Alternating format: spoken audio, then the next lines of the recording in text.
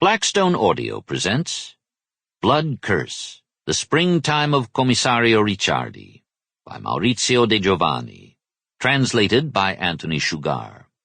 This book is read by Grover Gardner. Dedication. To the little boy in the baby carriage, my father. 1. Though no one could possibly know it, the last rains of winter had fallen that afternoon. The street surface reflected the dim glow of the hanging lamps, which dangled motionless in the now still air. The only light still shining at that hour of the night came from the barber shop. Inside, there was a man polishing a mirror's brass surround. Ciro Esposito possessed an iron sense of professional rectitude.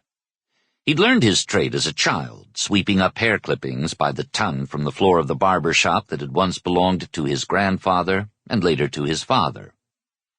He was treated no better and no worse than the other employees, if anything with an extra smack in the head or two if he was a second late in proffering the straight razor or a damp towel. But it had done him good. Now, as in the old days, his shop counted among its customers not only those from the Sanita neighborhood, but even those from the far-flung quarter of Capodimonte. He was on excellent terms with them. He understood clearly that men came to the barber shop as an escape from work and wife, and in some cases from their political party, every bit as much as they did for the haircut and the shave. He had honed that very particular instinct that allows one to chat or to work in silence, and to always have something to say on whatever subject people liked to discuss. He'd become quite the connoisseur on the topics of soccer, women, money and prices, honor and shame. He avoided politics, which had been such a minefield in recent years.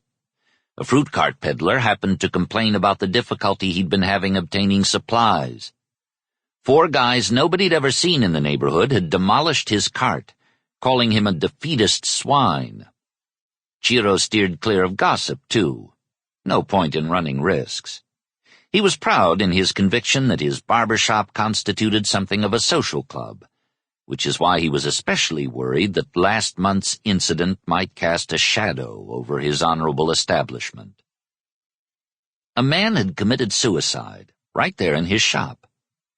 The man in question was a long-time customer, already a regular back when his father still ran the place. A companionable, jolly fellow who never tired of complaining about his wife, his children, the money that he never seemed to have enough of. A civil servant. He couldn't remember what Sample complete. Ready to continue?